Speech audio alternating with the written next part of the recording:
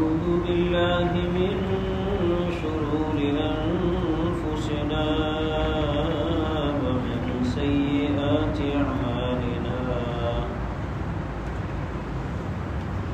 ونعوذ بالله من شرور أنفسنا ومن سيئات أعمالنا من يهده الله فلا مضل له ومن يضلله فلا هادي له ونشهد أن لا إله إلا الله وحده لا شريك له ونشهد أن سيدنا ومولانا محمدا عبده ورسوله صلى الله تعالى عليه وعلى آله وأصحابه وسلم تسليما كثيرا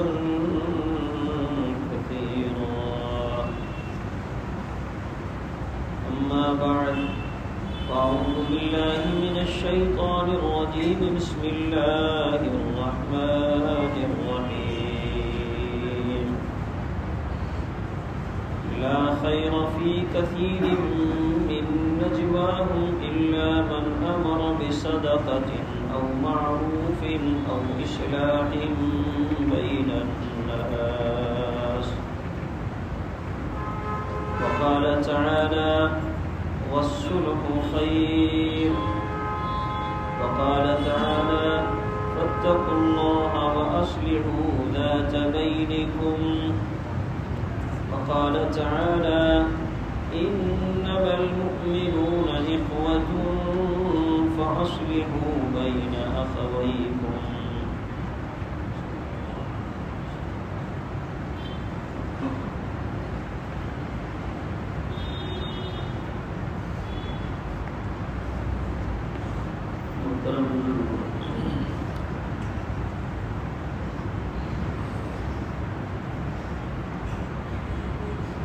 اللہ تبارک و تعالی نے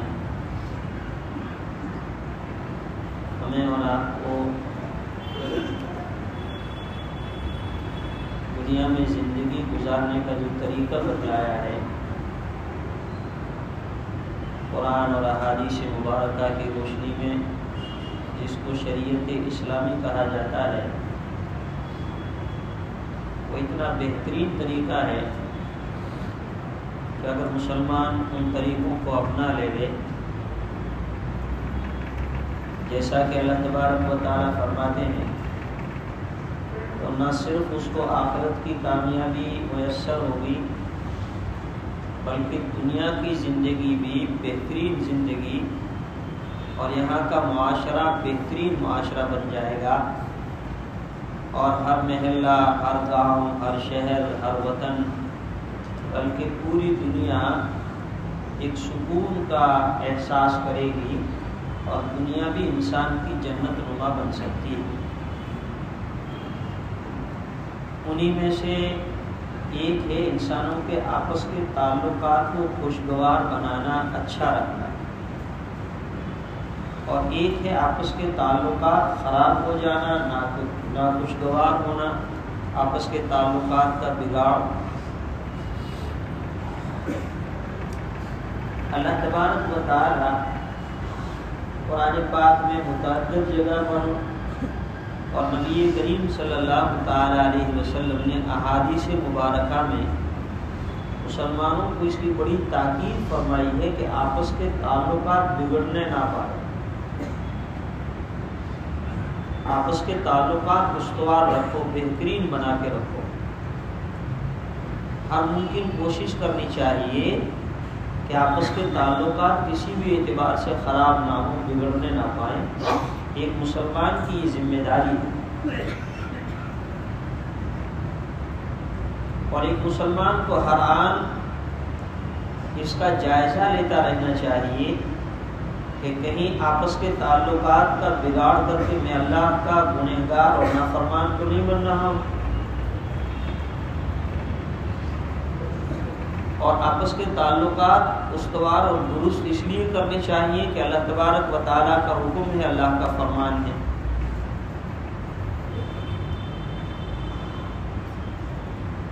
آپس کے تعلقات اگر خوشگوار اور درست ہوں گے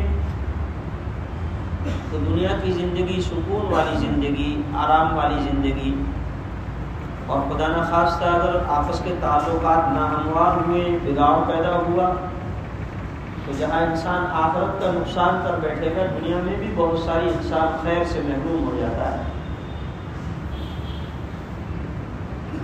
آج کے اس پرفتن دور میں، جس دور سے ہم اور آپ گزر رہے ہیں، ہماری نسلیں جس ماحول میں پروان چڑھ رہی ہے، اس میں سچی بات یہ ہے کہ اس ذمہ داری کا احساس تقریباً ختم ہوتا چلا گیا ہے.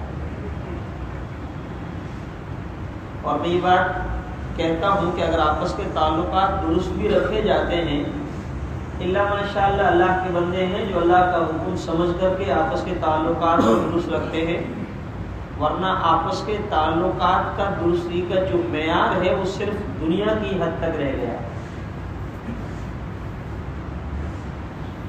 دوستوں کے ساتھ یا کسی کے ساتھ دنیا کی اغراض و مقاصد ہے، دنیاوی مطلب ہے، دنیاوی فائدہ ہے، تو مطلبی دنیا میں مطلبی بن کر کے کسی کے ساتھ درست تعلق کیے جا سکتے ہیں. اللہ اور اس کے رسول کا حکم سمجھ کر اللہ ماشاءاللہ یہ نہیں کہا جا سکتا کہ بالکل ختم ہو گئے ہیں، البتہ کمی ضرور واقع ہو گئی. اب یہ آپس کے تعلقات تین طرح کے ہوتے ہیں. ایک عام انسانوں کے تعلقات جس میں مسلمان کافر سب ہیں، مسلمان مشرک منافق سب. اور ایک ہے اسلام کا تعلق، مسلمان کا تعلق. اور ایک ہے آپس میں رشتہ داروں کے تعلقات. رشتہ داروں کے تعلقات کے سلسلے میں پہلے کئی مرتبہ کہا جا چکا ہے، جسے صلہ رحمی سے تعبیر کیا جاتا ہے. اور تعلقات رشتہ داروں کے آپس میں خراب ہوتا ہے تو اس کو قطع رحمی سے تعبیر کیا جاتا ہے، جس کے اوپر بڑی وعید ہے. یہ جو بات کہی جا رہی ہے یہ عمومی بات ہے. رشتہ دار ہوں چاہے رشتہ دار نہ ہوں، مسلمان ہوں، بلکہ عام انسانوں کے ساتھ انسان کو تعلقات درست رکھنے چاہیے. اللہ تبارک و تعالیٰ کا حکم ہے، خاص طور سے مسلمانوں کے ساتھ. اللہ تعالیٰ ہمارے دلوں میں اس کا احساس پیدا فرماوے اور ہم سب کو اس کے اوپر عمل کی توفیق عطا فرمائے. اس لیے کہ نبی کریم صلی اللہ تعالی علیہ وسلم نے فرمایا، انسان نماز کے ذریعے سے، صدقہ خیرات کے ذریعے سے، روزوں کے ذریعے سے وہ مقام اور وہ بات حاصل نہیں کر سکتا جو انسان آپس کے تعلقات کو خوشگوار کر کے اللہ کے نزدیک حاصل کر سکتا ہے. اور آپس کے اگر بگاڑ پیدا ہو گئے، تعلقات آپس میں خراب ہو گئے، اس کا نقصان کیا ہوگا؟ نبی کریم صلی اللہ تعالی علیہ وسلم نے ایک حدیث میں فرمایا، اے لوگو، تعلقات خراب ہونے سے اپنے آپ کو بچاؤ، بگاڑ پیدا نہ کرو. فرمایا آپس کا بگاڑ یہ مونڈنے والی چیز ہے، مونڈنے والی چیز ہے. ایک دوسری حدیث میں نبی کریم صلی اللہ تعالی علیہ وسلم نے فرمایا کہ میں نہیں کہتا کہ بال مونڈنے والی ہے، بلکہ آپس کے تعلقات کی وجہ سے انسان کا دین مونڈ دیا جاتا ہے. سر پہ بال ہے، بال کو کٹا دیا جائے تو آدمی کے بال ختم ہو جاتے ہیں، گویا اس کا سر مونڈ دیا گیا. اسی طرح تعلقات خراب ہونے کی وجہ سے انسان کا دین مونڈ دیا جاتا ہے. سود کتنی بری چیز ہے، اس کا احساس ایک ایمان والے کے دل میں ہوتا ہے، کوشش کرتا ہے کسی طرح سے سود سے بچایا جائے، بڑی وعید ہے. لیکن سود کس کو کہتے ہیں؟ ہم اور آپ سود اس کو سمجھتے ہیں کہ جس میں آپس میں لین دین کی وجہ سے پیسوں کے لین دین میں کمی زیادتی ہوتی ہے، اس کو سود سے تعبیر کیا جاتا ہے، وہ بھی سود ہے. لیکن نبی کریم صلی اللہ تعالی علیہ وسلم نے فرمایا میں تمہیں بدترین سود بتلاؤں جس سے بچا جانا ضروری ہے، بدترین سود. اور فرمایا بدترین سود میں بھی بدترین سود وہ ہے کہ جو کسی مسلمان کی آبرو پر حملہ کیا جائے، اس کی عزت پہ حملہ کیا جائے. اس لیے کہ آپس کے جب تعلقات خراب ہوتے ہیں انسان کوشش کرتا ہے کہ سامنے والے کو کسی طرح سے ذلیل و خوار کرے، اس کی غیبت کرتا ہے، اس کو نقصان پہنچانے کی کوشش کرتا ہے، اس کی عزت پر حملہ کرتا ہے، دوسرے لوگوں کے سامنے اس کی عزت کے اوپر بٹا لگاتا ہے، گویا دھچکا لگتا ہے. تو فرمایا بدترین سود ہے کہ کسی مسلمان کی عزت پر حملہ کیا جائے، اور آپس کے تعلقات کی خرابی کی بنا پر یہی کچھ ہوتا ہے. نبی اکرم صلی اللہ تعالی علیہ وسلم نے فرمایا انسان آپس کے تعلقات کی خرابی کی وجہ سے بہت ساری خیر اور برکتوں سے محروم ہو جاتا ہے جس کو احساس نہیں ہوتا ہے. بہت ساری خیر سے محروم کر دیا جاتا ہے اللہ پاک کی طرف سے. چنانچہ فرمایا نبی اکرم صلی اللہ علیہ وسلم نے ہر ایمان والے کے اعمال اللہ کی بارگاہ میں پیش کیے جاتے ہیں جمعرات کے دن اور پیر کے دن. ان دو دنوں میں ایمان والوں کے اعمال بارگاہ خداوندی میں پیش کیے جاتے ہیں. اچھے اعمال بھی ہیں، خراب اعمال بھی ہیں، نیکیاں بھی ہیں، برائیاں بھی ہیں، نماز ہے، روزہ ہے، ذکر ہے، تلاوت قرآن ہے، عبادات ہے. اللہ تبارک و تعالی فضل فرما کر ان نیک اعمال اور ایمان کی برکت سے اللہ تعالیٰ ایمان والوں کی مغفرت فرما دیتے ہیں. پیر کو بھی، جمعرات کو بھی فرشتوں کو گواہ بنا کر اللہ پاک فرماتے ہیں میں نے اپنے بندے کو معاف کر دیا ایمان کی وجہ سے، اس کے نیک اعمال کی وجہ سے. لیکن جن دو لوگوں کے آپس میں تعلقات خراب ہوتے ہیں، نمازی ہے، روزے دار ہے، عبادت کرنے والا ہے، اپنے آپ میں نیکی کرنے والا ہے، لیکن آپس کے تعلقات درست نہیں ہیں، اللہ تبارک و تعالیٰ فرماتے ہیں ان کے معاملے کو روک دو، ان کے معاملے کو روک دو. اگر یہ آپس میں تعلقات کو درست کر لیتے ہیں ان کی مغفرت کر دی جاتی ہے، لیکن جب تک آپس کے تعلقات درست نہ کریں اللہ تبارک و تعالیٰ کے ہاں اس کا معاملہ اٹکا ہوا ہے. اور فرمایا کسی کے لیے جائز نہیں ہے کہ 3 دن سے زیادہ کسی کے ساتھ تعلقات خراب رکھے. 3 دن بیتنے نہیں چاہیے. مسلمانوں کو احساس ہونا چاہیے، ایمان والے کو احساس ہونا چاہیے کہ میں نے آپس کے تعلقات خراب کر کے کتنا بڑا نقصان کر رہا ہوں، اللہ کی رحمت سے محروم ہو رہا ہوں، خیر سے محروم ہو رہا ہوں. 3 دن تو گزرنا مومن کے لیے بڑی بات ہے. اور فرمایا اگر 3 دن کے اندر اسی تعلقات خرابی کے ساتھ میں انتقال ہو جاتا ہے، نبی اکرم صلی اللہ علیہ وسلم نے فرمایا وہ جہنمی ہے، میری آنکھوں سے میں اس کو جہنم میں دیکھ رہا ہوں. آپ اندازہ کرو آج ہر گھر کی کہانی ہے، مسلمان تو مسلمان رشتہ داروں کے ساتھ تعلقات خراب ہیں، اپنوں کے ساتھ تعلقات خراب ہیں، اور ایمان تو ایمان. ہماری بزرگی پہ بھی کوئی فرق نہیں آتا ماشاءاللہ.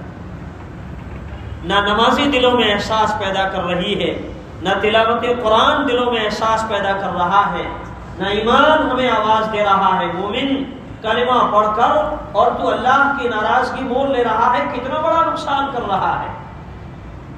لیلۃ القدر جیسی مقبول ترین رات جس کے بارے میں اللہ پاک فرماتے ہیں خیر من 1000 شہر، 1000 راتوں سے بھی زیادہ بہتر ہے وہ. نبی اکرم صلی اللہ علیہ وسلم فرماتے، بخاری شریف کی حدیث ہے، آپ صلی اللہ علیہ وسلم فرماتے ہیں اللہ پاک کی طرف سے مجھے بتلایا گیا کہ یہ فلاں رات ہے، تم جا کے اپنی امت کو بتلاؤ. نبی اکرم صلی اللہ علیہ وسلم حجرہ مبارک سے باہر تشریف لائے تاکہ آپ صلی اللہ علیہ وسلم اپنی امت کو اس رات کے بارے میں بتلائے کہ فلاں رات ہے. آپ جیسے ہی باہر نکلے 2 لوگ آپس میں جھگڑا کر رہے تھے، ان جھگڑا کرنے والوں کی نحوست کی وجہ سے اللہ پاک نے اپنے حبیب کے دل سے اس رات کے تعین کو اٹھا لیا. کتنی بڑی خیر سے محروم ہو گئے. تو آپس کے تعلقات درست رکھنا ایمان والے کو اللہ کا حکم سمجھ کر کے کوشش کرنی چاہیے کسی کے ساتھ میرے تعلقات خراب نہ ہو. اگر تعلقات خراب ہوتے ہیں تو کتنا بڑا نقصان ہے، اور کسی کے ساتھ تعلقات اگر درست ہیں، بہتر ہیں، استوار ہیں، تو میں کتنی بڑی خیر حاصل کر رہا ہوں اور میں اللہ کا حکم مان رہا ہوں. یاد رکھیے، اللہ تعالیٰ ہمارے دلوں میں اخلاص پیدا فرمائے، اللہ ہم سب کو اپنا بنا لے. ہمیشہ یاد رکھیے، کسی بھی معاملے میں انسان کی نیت صرف اللہ کے لیے ہونی چاہیے، اللہ کے لیے کام کر رہا ہوں. قرآن پاک میں اللہ پاک نے فرمایا لا خیر فی کثیر من نجواہم الا من امر بصدقۃ او معروف او اصلاح بین الناس، کہ تم جو آپس میں مجلس کرتے ہو، بیٹھتے ہو،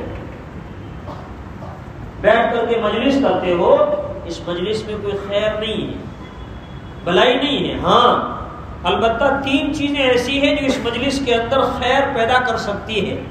اس لیے کہ جہاں آپس میں مجلس ہوتی ہے وہاں بیٹھ کر کے اگر کوشش کی جائے کہ اس میں کوئی گناہ کا کام نہ ہو، کسی کی غیبت نہ ہو، کسی کی عزت پہ حملہ نہ ہو، کسی کی تیری میری نہ ہو، کسی کا برا سوچا نہ ہو، بہت کم ہوتا ہے. تھوڑی دیر کے بعد میں کوشش کے باوجود بھی گاڑی پٹری سے اتر ہی جاتی ہے.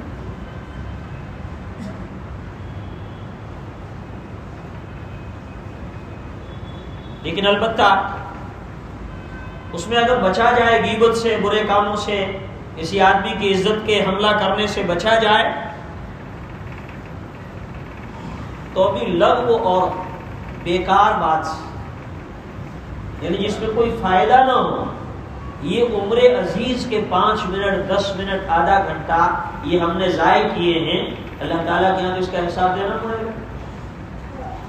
یہ عمر یہ اللہ نے جو دی ہے نا، یہ امانت ہے، اور اللہ تعالیٰ قیامت کے دن کا اس کا حساب لیں گے.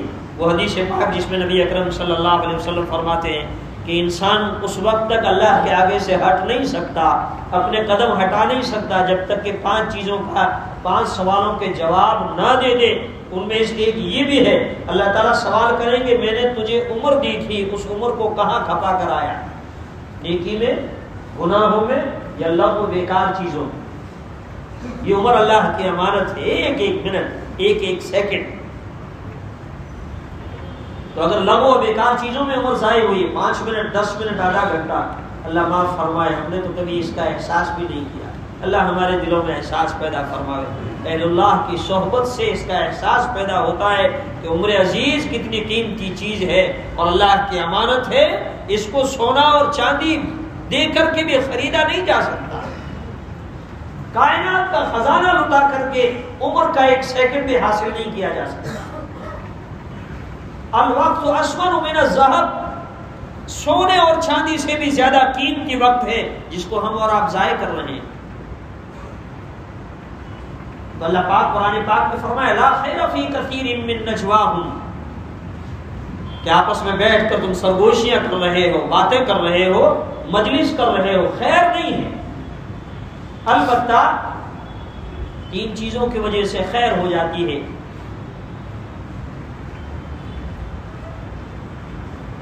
ایک تو فرمایا اس میں کوئی بھلائی کے بارے میں سوچا جائے،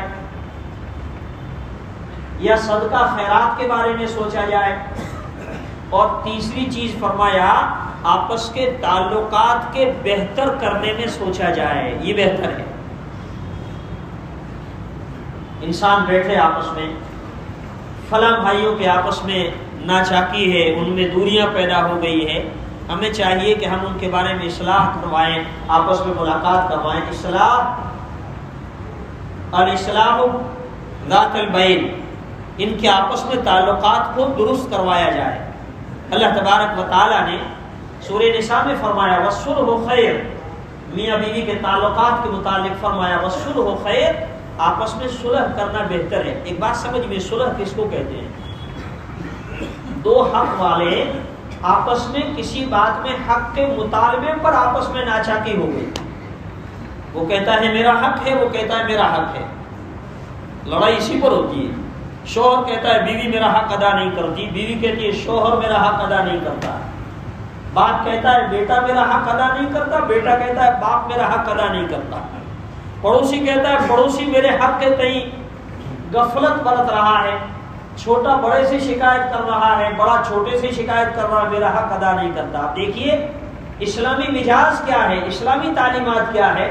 اسلامی تعلیمات یہ ہے اپنے حق معاف کرو اور دوسروں کے حق ادا کرنے کی فکر کرو.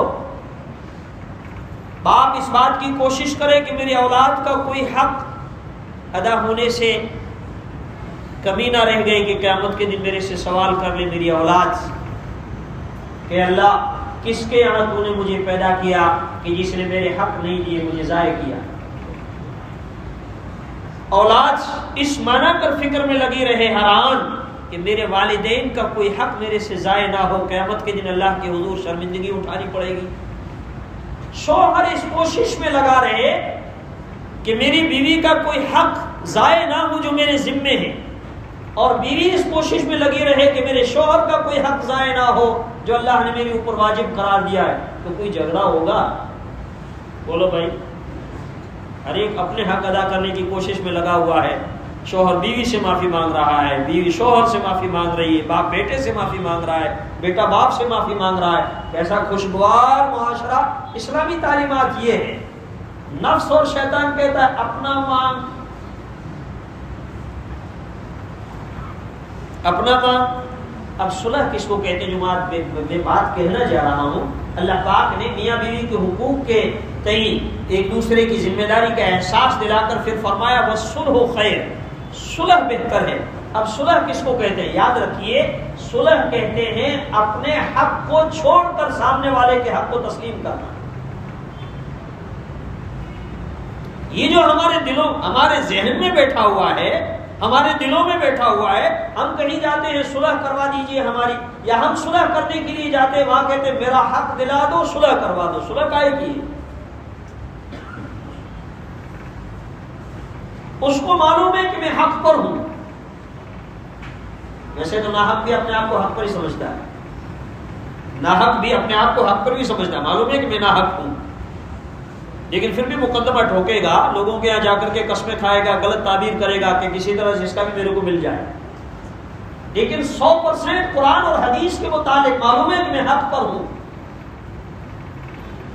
جملہ یاد رکھیے میرا، یقین 100% یقین ہے کہ میں حق پر ہوں. اس حق پر ہوتے ہوئے صلح کے لیے اپنا حق چھوڑ کر کے صلح کر لیں. یہ ہے صلح جس کے بارے میں قرآن کہتا ہے وَالصُّلْحُ خَيْرٌ. شوہر کو معلوم ہے کہ میں حق پر ہوں، میری بیوی غلط ہے، پھر بھی وہ اپنے حق کو چھوڑ کر کے اللہ کا حکم مان کر کے صلح کر لیتا ہے. اور بیوی حق پر ہوتے ہوئے کہ میرا شوہر غلط ہے، پھر بھی وہ اپنے حق سے دستبردار ہو جاتی ہے اللہ کے لیے، اپنے حق کو چھوڑ کر. کیوں؟ مجھے صلح کرنی ہے. یاد رکھیے حق لینے کا نام صلح نہیں ہے. غلط بات ذہن میں بیٹھی ہوئی ہے. نبی کریم، اور میں قرآن سے کہتا ہوں، نبی کریم صلی اللہ تعالی علیہ وسلم عمرہ کرنے کے لیے تشریف لے جا رہے ہیں مکہ مکرمہ. ایک مقام پر کفار سامنے آ گئے، ہم آپ کو عمرہ نہیں کرنے دیں گے. حالانکہ کفار کے مذہب میں اور ان کے یہاں اس وقت میں، اس زمانے میں رائٹ نہیں تھا کسی کو حج کرنے سے روکنا ہے، بیت اللہ کی طرف روکنا. مشرکین کے یہاں یہ بات تسلیم شدہ تھی، لیکن اس کے باوجود انہوں نے مسلمانوں کو روک دیا. اور مسلمان کون تھے؟ خود نبی کریم صلی اللہ تعالی علیہ وسلم اور ان مکے والوں کے رشتہ دار تھے. حضرت عمر فاروق، حضرت ابوبکر صدیق، حضرت عثمان غنی، حضرت علی حیدر کرار، یہ سارے ان کے رشتہ دار تھے. اور نبی اکرم صلی اللہ علیہ وسلم سے بڑھ کر کے کعبے کو آباد کرنے والے کون ہیں کائنات میں؟ مشرکین نے روک دیا، ہم آپ کو نہیں آنے دیں گے. اس موقع پر نبی کریم صلی اللہ علیہ وسلم نے مشرکین کے ساتھ بات چیت کی اور آپ نے صلح کی. معلوم ہے صلح کیا ہے؟ جس کو قرآن نے صلح حدیبیہ سے تعبیر کیا اور بڑے فضائل ہیں. مشرکین نے کہا اس سال ہم عمرہ نہیں کرنے دیں گے، یہیں سے واپس جانا پڑے گا. آپ نے فرمایا منظور ہے. یہ حق کو چھوڑا، اس سال عمرہ نہیں کرنے دیں گے، آپ اس کو واپس جانا پڑے گا، یہیں سے احرام کھول کر. آپ اس حق سے دستبردار ہوئے کہ منظور ہے. دوسری شرط ہمارا کوئی آدمی مسلمان بن کر مدینہ منورہ واپس جائے گا، چلا آئے گا مدینہ منورہ، تمہیں اسے واپس کرنا پڑے گا،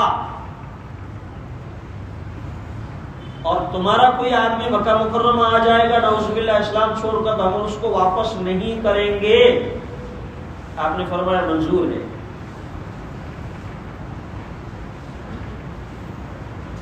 یہ ہے صلح۔ اور بھی بہت ساری اس کے اندر ہے، لیکن میں عرض کر رہا یہ اس کو قرآن نے کہا یہ صلح ہے۔ قیامت تک آنے والے ایمان والوں کے لیے حق پر ہوتے ہوئے اپنے حق کو چھوڑ کر کے اللہ کے لیے صلح کرنا، اللہ پاک فرماتے اس کا بدلہ میرے سے لے لینا۔ کون فرماتا ہے؟ اور نبی کریم صلی اللہ تعالی علیہ وسلم فرماتے ہیں یاد رکھو مسلمانوں، اللہ پاک ہمارے اندر سے انانیت نکال دے گے۔ بے دینی کا نام ہم نے دین سمجھ لیا ہے۔ فرمایا جو کوئی حق پہ ہوتے ہوئے اپنے حق کو چھوڑ کر صلح کے لیے قدم بڑھائے، میرے آقا نے فرمایا جنت کے درمیان اس کے محل کی میرے سے گارنٹی لے لو، بیچ جنت میں اس کے گھر کی میں ضمانت لیتا ہوں جس نے حق پر ہوتے ہوئے حق کو چھوڑ کر کے صلح کر دی۔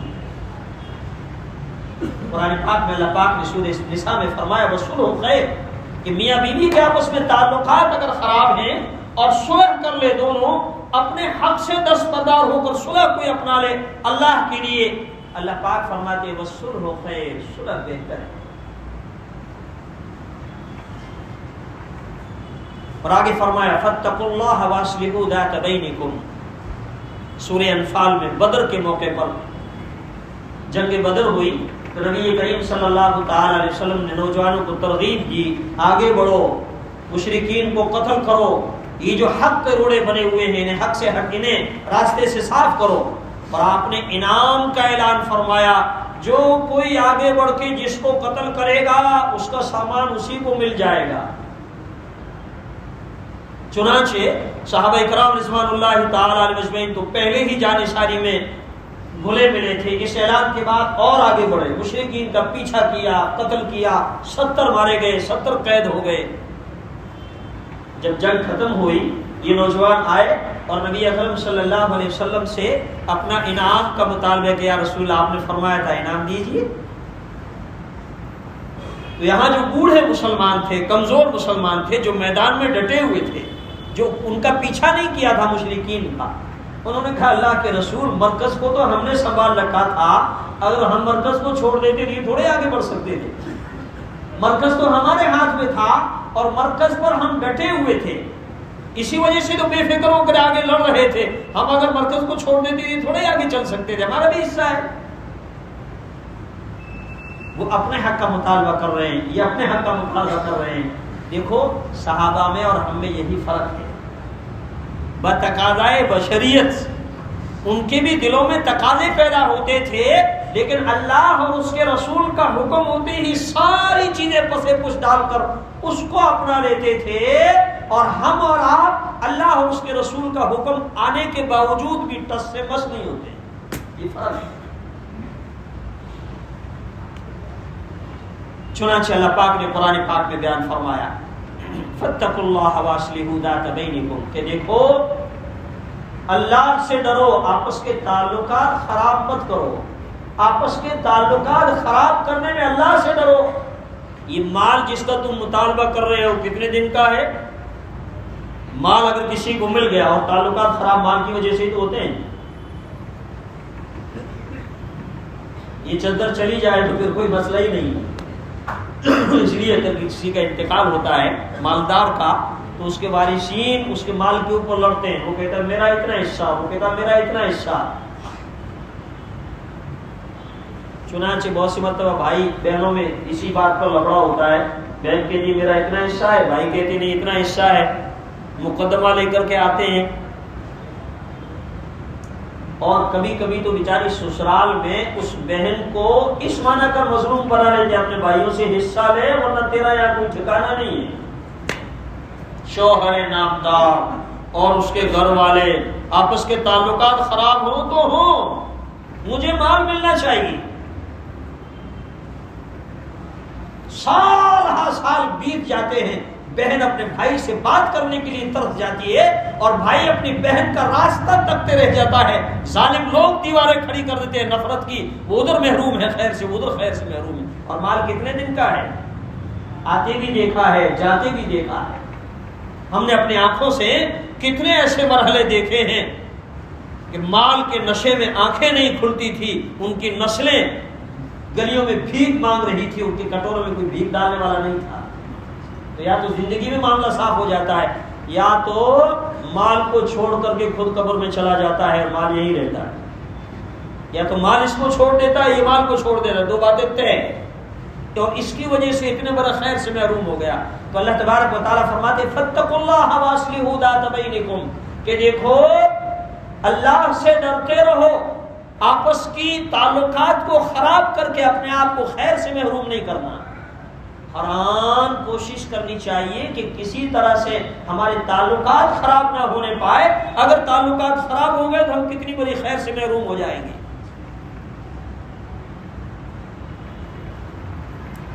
آگے اللہ تبارک و تعالیٰ نے فرمایا انما المؤمنون اخوۃ فاصلحوا بین اخویکم، کہ دیکھو مسلمان آپس میں بھائی بھائی ہیں، اخوت کا رشتہ ہے، یہ قرآن نے اخوت کا رشتہ یاد دلایا، اور آپس میں بھائیوں کے آپس میں ناچاکی ہو جائے، آپس میں من مٹاؤ ہو جائے تو تمہیں چاہیے کہ فوراً ان کو آپس میں ملا دو، خود کو کوشش کرنی چاہیے مل جائیں، اور دوسرے مسلمانوں کو چاہیے کہ آپس میں بھائیوں کو ملا دے، لکڑیاں نفرت کی ڈال کر کے آگ کے شعلوں کو بھڑکائے نہیں کہ موقع کی تلاش میں اچھا موقع ہے، یہ بھائیوں کے آپس میں ناچاکی ہوئی نا، ہماری مجلس بھی آباد ہے، آتا ہے اپنے بھائی کی غیبت کرتا ہے، برائی بیان کرتا ہے، ہاں میں ہاں ملاتا ہے، بہت اچھا ہے۔ آپس میں بھائیوں کی نا اتفاقی آگ کے شعلے ہیں، اور زمانے کا ظالم ترین انسان وہ ہے جو اس آگ میں لکڑیاں ڈال کر شعلوں کو بلند کر رہا ہے، اور بہترین انسان وہ ہے اللہ کے حکم کو ماننے والا کہ جو ان بھائیوں کے آپس میں صلح اور خیر کے لیے فکر مند ہوتا ہے۔ کوشش اس بات کا انتظار نہیں کرنا چاہیے کہ ہمارے پاس میں آئیں تو ہم آپس میں صلح کروا دیں، آپس میں نہ آئے ہمیں کیا پڑی ہے ان کے آپس میں پڑھنے کا، نہ، اس کے نقصانات سمجھائیں کہ دیکھو آپس کے تعلقات کی بگاڑ کی وجہ سے کتنا بڑا نقصان ہے، اور آپس میں بے محبت تعلقات کی استواری سے کتنا بڑا نفع ہے۔ تو بہرحال میرے بھائیوں، آج کا یہ دور جو فتنوں کا دور ہے، اس دور میں ہر محلے کی بلکہ ہر گھر کی بلکہ ہر فرد کی یہ پریشانی ہے، آپس کے تعلقات درست نہیں ہیں، اور اس کی وجہ سے ہم کتنے بڑے خیر سے محروم ہو رہے، سارا معاشرہ اس بددینی سے جوجھ رہا ہے لیکن اس کا احساس بھی نہیں ہے۔ نبی کریم صلی اللہ علیہ وسلم نے فرمایا، جیسا کہ میں نے پہلے بتلایا، آپس کے تعلقات درست کر کے انسان نیکی کے اس مقام تک پہنچ سکتا ہے کہ جس مقام تک پہنچنے کے لیے نماز، روزہ، صدقہ، خیرات کے ذریعے سے بھی وہاں تک نہیں پہنچ سکتا جتنا اس کے ذریعے سے پہنچ سکتا ہے۔ اور خدا نخواستہ نماز، روزہ، صدقہ، خیرات یہ ساری دینداری کی چیزیں ہیں، لیکن تعلقات آپس میں اگر خراب ہیں تو انسان اللہ کی رحمت سے محروم ہوتا ہے۔ اللہ تعالی ہم سب کی اس سے حفاظت فرمائے۔